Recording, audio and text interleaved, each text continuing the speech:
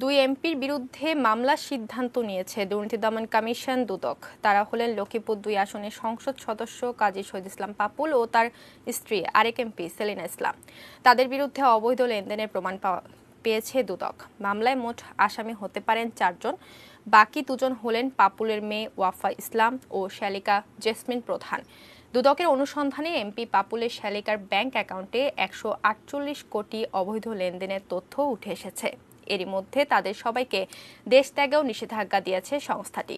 গত ৬ জুন রাতে কুয়েতের মুশরেফ আবাসিক এলাকা থেকে দেশটির অপরাধ তদন্ত বিভাগ গ্রেপ্তার করে এমপি পাপুলকে।